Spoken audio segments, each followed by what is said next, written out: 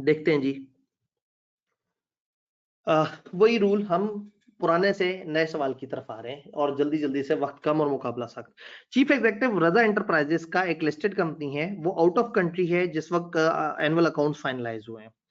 Explain कर the provision related to signing and authentication of annual accounts as contained in companies act 2017 which REL would have to comply with. अच्छा भला पूछ सकते थे कि signing और ऑथेंटिकेशन की रिक्वायरमेंट बता दो, लेकिन नहीं, उन्होंने एक कंपनी का नाम लिया और कहा इस वाली कंपनी को बता दो। तो टाइप 2 है, आपने वो सारी बात करने के बाद सिर्फ तो इन्होंने कहा है कि साइन और ऑथेंटिकेट करने का जो क्या रूल है वो बताएं। तो जो डायरेक्टर की साइनिंग और ऑथेंटिकेशन का जो हमारा स्टेप 2 था, वो उन्होंने पूरा का पूरा पूछ लिया।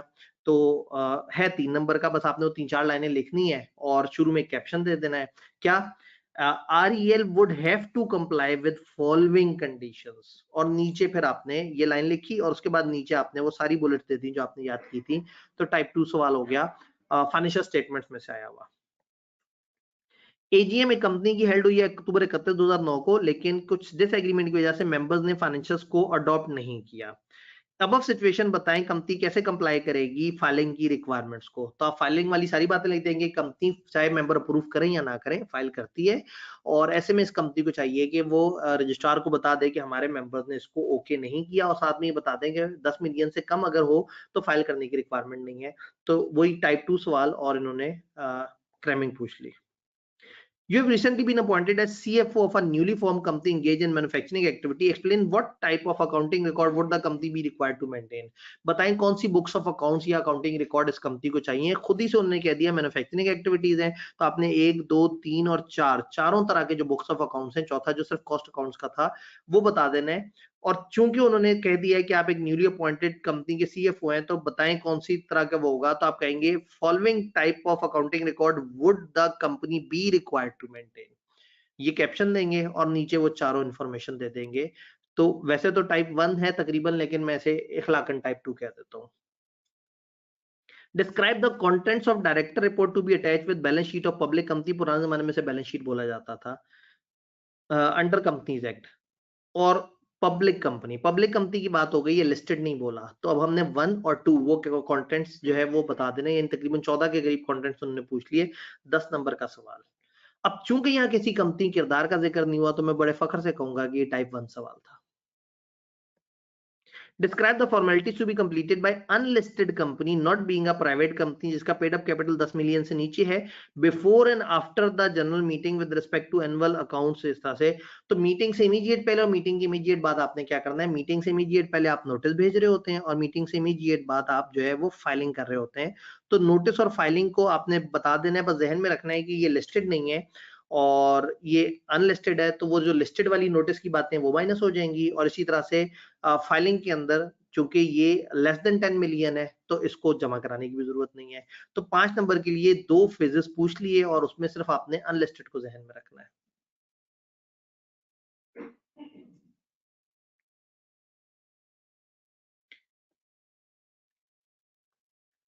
प्लास्टिक्स लिमिटेड, मैंने यहाँ लिखा ये अनलिस्टेड कंपनी टाइप 1 सवाल है, क्योंकि किसी खास किरदार का जिक्र नहीं है। तो बस अब आपने लिस्ट डाउन दे देनी है और कुछ ज्यादा वो नहीं करना। एचक्यूएल प्लास्टिक एक होली ओन्ड सब्सिडरी है फॉरेन कंपनी की और उसका रजिस्टर्ड ऑफिस है कराची में। List the books of accounts of company is required to maintain. तो ये टाइप 2 सवाल हो गया। इसका जो पार्ट ए है वो टाइप 2 सवाल हो गया, क्योंकि उन्होंने कह दिया कि लिस्ट कर दें बुक्स ऑफ अकाउंट्स। और ये क्या करना है, मैन्युफैक्चरिंग लिखा है नहीं लिखा, तो अब आप कह देंगे अगर ये मैन्युफैक्चरिंग हुई तो ये चौथा वाला भी maintain. State the condition with the director shall be required to comply with if they want to keep the books of account at HQL factory located in Peshawar. अगर वो रजिस्टर ऑफिस नहीं किसी और जगह रखना चाहते हैं तो क्या तरीका होगा, आपको पता है, हमने रजिस्ट्रार वगैरह को बताना होता है। तो पार्ट बी भी जो है वो टाइप 2 सवाल निकला। तो ए बी की डिमार्केशन नहीं करते, ये टाइप 2 सवाल था। Narrate the provision of companies act related to following authentication financial statement. Financial statement की ऑथेंटिकेशन पे 4 नंबर का नोट, टाइप 1 सवाल, ना बहस ना कुछ और। Briefly discuss the mandatory information that has to be provided in director report of public company. Public company की डायरेक्टर रिपोर्ट पिछली दफा 10 नंबर के लिए पूछा है, दफा 7 नंबर के लिए 9 नंबर के लिए पूछ लिया। टाइप 1 सवाल सीधा सीधा सा। एपेक्स पेट्रोलियम, लो जी सवाल नजर आया, देखते हैं शायद कोई लॉजिक निकल आ जाए। Apex petroleum limited listed company है, लॉसेस इनकर कर रही है पिछले कुछ साल से। कुछ share holders are of the view के मैनेजमेंट जो है वो कंपनी के रिसोर्सेज को गलत इस्तेमाल कर रही है और कंपनी का खदशा है कि कंपनी सही ना हो। कंसिक्वेंटली इस वजह से they want to inspect the books of accounts and appoint an expert to help them in review. बताएं एग्रीव शेयर होल्डर को ऊपर में कि कंपनीज एक्ट उनको क्या कहता है। यानी सवाल ये है कि कुछ लोग कंपनी के अकाउंट्स इंस्पेक्ट करना चाहते हैं, बुक्स ऑफ अकाउंट्स, तो बताएं क्या राइट्स हैं। तो आप कहेंगे भाई डायरेक्टर्स तो फुली ऑथराइज है, मेंबर्स ऑथराइज नहीं है। और मेंबर्स तब ऑथराइज होंगे जब लॉ कह देगा, या जनरल मीटिंग या डायरेक्टर्स की मीटिंग में इसके ऊपर आप एक पॉलिसी बना देंगे। तो आप कहें या तो डायरेक्टर्स को कहें या इसके ऊपर अपनी मीटिंग में पॉलिसी पास करें, तो फिर आप अकाउंट्स इंस्पेक्ट करके किसी और बंदे को दिखा सकते हैं। Otherwise you are not allowed कि आप ये वाला काम करें। तो ये टाइप 2 सवाल में आपने inspection of books of accounts वाला टॉपिक उन्होंने पूछा है और सिर्फ आपने एपेक्स पेट्रोलियम की कंपनी का जिक्र कर देना है। Every company is required to keep register of his proper books of accounts. बताएं कब ये प्रॉपर नहीं मानी जाएंगी और बताएं कि ब्रांच ऑफिस के केस में ये कब प्रॉपर होंगी। टाइप 1 सवाल सीधा सीधा रट्टा पूछ लिया, प्रॉपर बुक्स ऑफ अकाउंट्स कैसे कहते हैं, और ब्रांच ऑफिस के केस में आपने किस रूल को फॉलो करना होता है। Company annual financial statement are in process of finalization for presentation at company AGM. Being company secretary, you are required to advise the company regarding approval and signing of financial statements under the provision of Companies Act. Approval और signing, authentication का face पूछ लिया 5 number के लिए, type 1 सवाल है। वैसे उन्होंने कहा आप कंपनी सेक्रेटरी आप बताएं, तो मैं इखलाकी तौर पे से टाइप 2 कह देता हूं ताकि आपको बहुत बुरा ना लगे। आबशार लिमिटेड लिस्टेड कंपनी इनकॉर्पोरेट होती है 1 अप्रैल 2015 को। डायरेक्टर जो है एनुअल अकाउंट्स फाइनलाइज कर रहे हैं और आपकी एडवाइस मांग रहे हैं कि बताएं डायरेक्टर रिपोर्ट के साथ हम क्या करें। Under the provision of companies act advise the director about the particulars to be set out in their report for submission to the members of company. एक लिस्टेड कंपनी है और पूरा घुमा फिरा के एंड पे उन्होंने पूछा बताओ लिस्टेड कंपनी क्या कंटेंट्स अपनी रिपोर्ट में डालेगी। कभी 10 नंबर के लिए पब्लिक कंपनी पूछा, कभी 9 नंबर के लिए पूछा, और अब मूड में आए तो लिस्टेड कंपनी ही 7 नंबर के लिए पूछ डाला। 19 कंटेंट्स रटा हुआ अगर आपको लगा हुआ होगा तो आप पेपर में आपको मुश्किल से इस पे 8 मिनट लगेंगे और आपने सारी बात लिख लेनी है। तो टाइप 2 सवाल आबशार लिख के इन्होंने इसको खामखा वो किया, हालांकि सवाल सिर्फ ये था कि लिस्टेड कंपनी के डायरेक्टर रिपोर्ट के कंटेंट्स बता दें। Pluto private limited paid up capital है 10.4 मिलियन, उसने अपने अकाउंट्स रखे हैं अप्रूवल के लिए एजीएम में। कंपनी एक्ट के मुताबिक बताएं कंपनी सेक्रेटरी को filing financial statements with report and other document. Filing का पोर्शन उन्होंने पूछ लिया, वो जो मेरे फ्लो में सबसे आखिरी वाला यूनिट था उसके बारे में उन्होंने पूछ लिया। 3 नंबर का सवाल है, टाइप 2 सवाल है चूंकि इसमें किरदार का जिक्र हो गया। आप देख रहे हैं सारे रट्टे वाले सवाल, लेकिन बस थोड़ा सा किरदार का जिक्र है तो हमें सिर्फ उतना सा एहतराम करना है। Under provision of Companies Act, briefly describe the following: requirement of private limited company for presenting its first financial statement in annual general meeting and whether financial statements are required to be audited. अब आपने एक private company को first financial statement यानी कि first AGM के बारे में और ऑडिट के बारे में बताना है। तो इसका मतलब है इन्होंने एजीएम की टाइमलाइन, वो भी फर्स्ट वाली, और ऑडिट, ये 2 फेजेस पूछ लिए, वो जो मैंने आपको मैप दिखाया था उसमें से। और अगेन प्राइवेट कंपनी उन्होंने कोई किरदार वगैरह नहीं इस्तेमाल किया। इसका मतलब टाइप 1 सवाल है, बस आपने जो आपको आता है आपने एज इट इज छाप देना है। ओए होए सवाल, हैवी सवाल। जॉइंट लिमिटेड इनकॉर्पोरेट होती है पब्लिक कंपनी के तौर पे 1 फरवरी 2018 को, और ऑथराइज कर दिया रजिस्ट्रार ने कि आप बिजनेस शुरू कर लोगे 1 अप्रैल से। ठीक है। बोर्ड ऑफ डायरेक्टर्स जो है वो डिवाइडेड है on issue of holding first general meeting. First general meeting उन्हें समझ नहीं आ रही। 2 डायरेक्टर्स ये मानते हैं कि मीटिंग जो है वो 30 सितंबर 2018 को हो जानी चाहिए, जबकि ज्यादातर डायरेक्टर्स चाहते हैं कि वो 30 अक्टूबर 2018 को हो। कंपनीज एक्ट के मुताबिक बताएं whether you agree with the proposal of majority of directors और नॉट। फाइनली हमें एक टाइप 3 सवाल मिल गया जिसमें उन्होंने पूछा है कि बताओ क्या ओपिनियन है। आप पहले कानून बताएंगे, आप कहेंगे कानून का रूल ये है कि आपने 16 महीने के अंदर अंदर फर्स्ट एजीएम करानी होती है। फिर देखेंगे कि यहाँ पे ये दोनों किस तरह से कह रहे हैं। अगर कंपनी इनकॉर्पोरेट हुई है 1 फरवरी 2018 को तो इसके 16 महीने कब पूरे हो जाते हैं। 1 मार्च, यानी कि 1 फरवरी से 1 फरवरी तक दोबारा आएंगे तो 2019 हो जाएगा। 1 मार्च, 1 अप्रैल, 1 मई, 1 जून। 1 जून डेडलाइन इनकी बनती है, 1 जून 2019। अच्छा,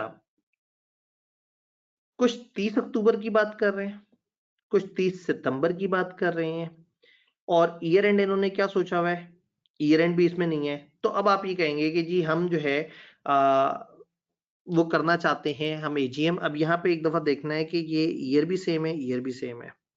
फर्स्ट जनरल मीटिंग मेंबर्स की कर रहे हैं, तो 30 सितंबर और 30 अक्टूबर में से आपको किसी पे कोई एतराज तो नहीं। तो अब हम यहाँ कहेंगे कि भाई अगर आपका ईयर एंड आप 30 जून पे रख रहे हैं तो फिर आपको 120 दिन का ख्याल रखना पड़ेगा। और अगर आपका ईयर एंड अभी सवाल में हमें नहीं बताया हुआ तो फिर हम दोनों ही तरह के डायरेक्टर्स के प्रपोजल को ओके कर सकते हैं। तो एक जवाब हो सकता है कि आप कहें 30 अक्टूबर वाले बुरे हैं क्योंकि 120 दिन 30 जून से पूरे नहीं हुए, पूरे हो गए और ये 2 दिन बाद है। और एक ये है कि आप कहें चूंकि सवाल ने हमें नहीं बताया कि इस कंपनी का ईयर एंड क्या है, तो इसका मतलब है कि डायरेक्टर्स 16 महीने में कभी भी मीटिंग कर सकते हैं।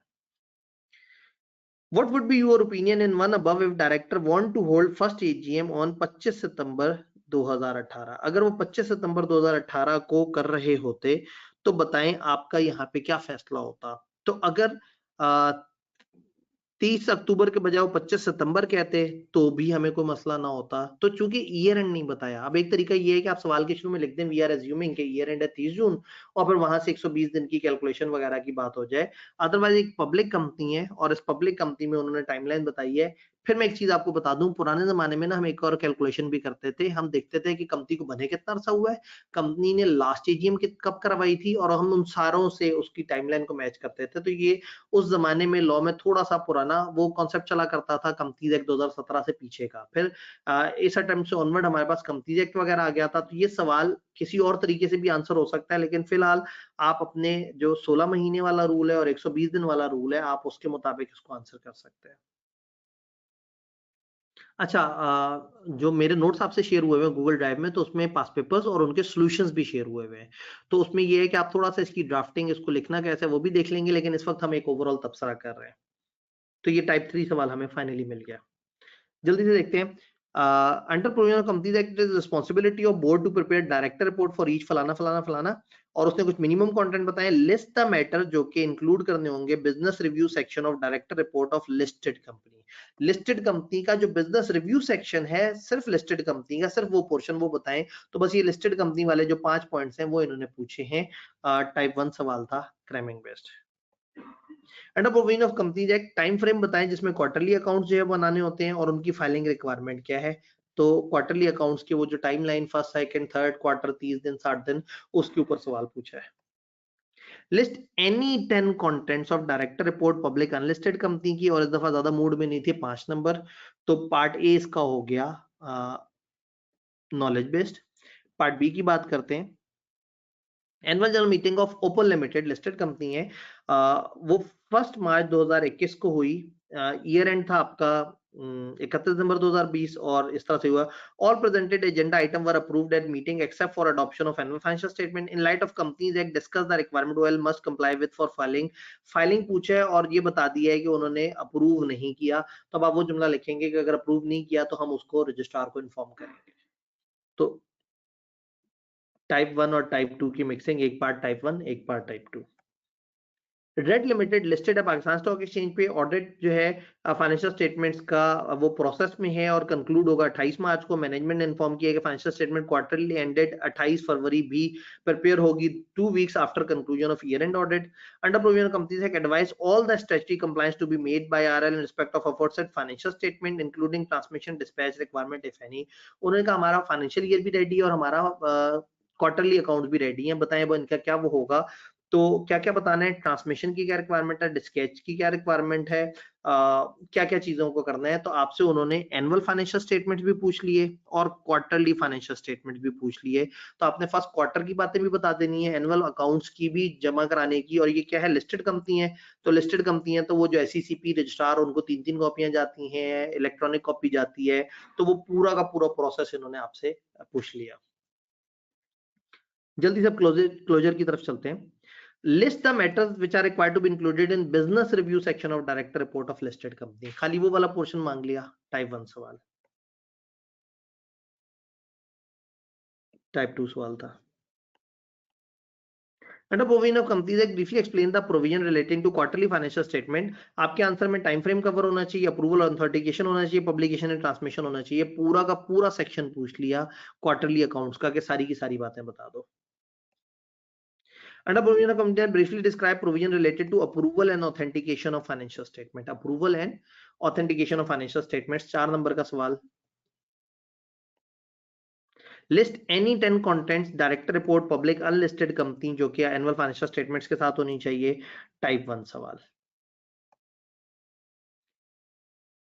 Briefly discuss requirements for maintenance of books of accounts, presentation and circulation of financial statement before first AGM. As the board of director plan to convene first AGM on this, assume company was incorporated in this. लो जी, इसका जो part A है वो तो cramming based उन्होंने type 1 पूछ लिया, लेकिन part B में थोड़ी सी कैलकुलेशन करवा ली कि फर्स्ट एजीएम से पीछे प्रेजेंटेशन और सर्कुलेशन का क्या वो होता है. बोर्ड का प्लान ये है कि वो अपनी फर्स्ट एजीएम करे 8 दिसंबर को और कंपनी बनी थी इस वक्त. तो एक छोटी सी डिस्कशन इस टाइमलाइन पे कर देंगे कि भाई अगर कंपनी इस वक्त बनी है तो इसमें 16 महीने जरा ऐड करते हैं. तो 1 अगस्त 2022 से 16 महीने 1 अगस्त 2023 पे पहुंच गए.